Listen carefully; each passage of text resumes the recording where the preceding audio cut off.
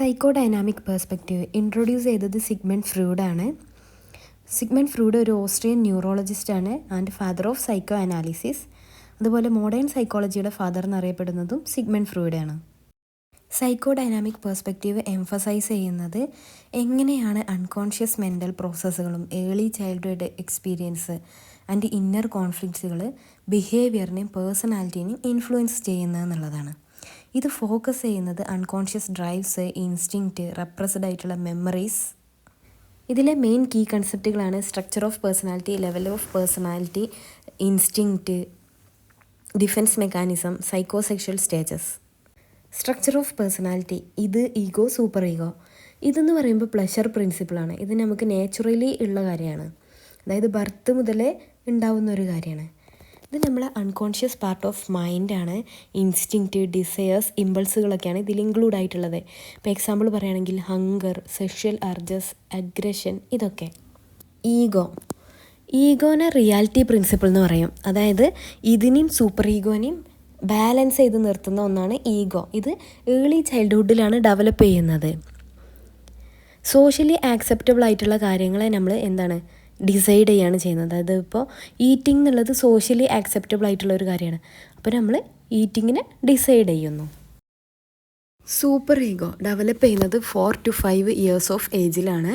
ഇതിനെ morality principle എന്ന് പറയും. ഇത് റെപ്രസെൻ്റ് ചെയ്യുന്നത് morality, values, societal റൂൾസിനൊക്കെയാണ്.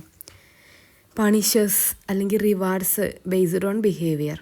Defence mechanism, ഇതും ഈഗോ, സൂപ്പർ ഈഗോ, ഇത് മൂന്നും തമ്മിൽ കോൺഫ്ലിക്റ്റുകൾ ഉണ്ടാവും. അപ്പോൾ അവിടെ ഉണ്ടാകുന്ന ആങ്സൈറ്റിനെ റെഡ്യൂസ് ചെയ്യാൻ വേണ്ടിയിട്ട് ഈഗോ പ്രൊട്ടക്റ്റീവായിട്ടുള്ള സ്ട്രാറ്റജീസ് ഉണ്ടാക്കും. അതാണ് defence mechanisms. Main defence mechanism ആണ് repression, denial, projection, displacement, regression, sublimation. Repression unacceptable അല്ലെങ്കിൽ പെയിൻഫുൾ തോട്ട്സിനെ ബ്ലോക്ക് ചെയ്യാണ് ചെയ്യുന്നത്. ഇപ്പോൾ ഒരു ട്രോമാറ്റിക് ആക്സിഡൻറ്റ് എക്സ്പീരിയൻസ് ചെയ്ത ഒരാൾ അതിനെ മറക്കാൻ ശ്രമിക്കുന്നത്. ഡിനയൽ റിയാലിറ്റി ആക്സെപ്റ്റ് ചെയ്യുന്നതിനെ റെഫ്യൂസ് ചെയ്യാണ് ചെയ്യുന്നത്. ഒരു സ്മോക്കിംഗ് എന്ന് പറയുന്നത് ഹാംഫുള്ളാണ്, അപ്പോൾ ഒരു സ്മോക്കർ അതിനെ ഡിനേ ചെയ്യുന്നത്. പ്രൊജക്ഷൻ എന്ന് പറയുമ്പോൾ അൺആക്സെപ്റ്റബിൾ ആയിട്ടുള്ള ഫീലിങ്സിനെ മറ്റൊരാളിലേക്ക് ആട്രിബ്യൂട്ട് ചെയ്യാണ് ചെയ്യുന്നത്. ഡിസ്പ്ലേസ്മെൻറ്റ് ഇമോഷൻസിനെ ഒരു സേഫർ വണ്ണിലേക്ക് റീഡയറക്റ്റ് ചെയ്യുക. ഇപ്പോൾ ഒരു പേഴ്സൺ ആംഗ്രിയാണ്, ആ ഒരു ബോസിനിട്ട് ആംഗ്രിയാണ്, പക്ഷെ അവരത് ഫാമിലിയിലത്തെ ഏതെങ്കിലും ഒരു മെമ്പറിനോട് അതിന് പകരമായിട്ട് ഷൗട്ട് ചെയ്യുന്നത്. റിഗ്രഷൻ എന്ന് പറയുമ്പോൾ സ്ട്രെസ്ഫുൾ സിറ്റുവേഷനിൽ ബിഹേവിയറിനെ റിവേർട്ട് ചെയ്യുക. ഇപ്പോൾ ഒരു ആളുടെ അയാൾ വിചാരിച്ച പോലെ ഒന്നും നടന്നില്ല, അപ്പോൾ അയാൾ അതിന് പകരമായിട്ട് അവിടെ ടാൻട്രംസ് ത്രോ ചെയ്യുന്നത്. അടുത്ത റേഷണലൈസേഷൻ, അൺആക്സെപ്റ്റബിൾ ബിഹേവിയറിനെ ജസ്റ്റിഫൈ ചെയ്യാൻ വേണ്ടിയിട്ട് ലോജിക്കൽ എക്സ്പ്ലനേഷൻസ് ക്രിയേറ്റ് ചെയ്യുക.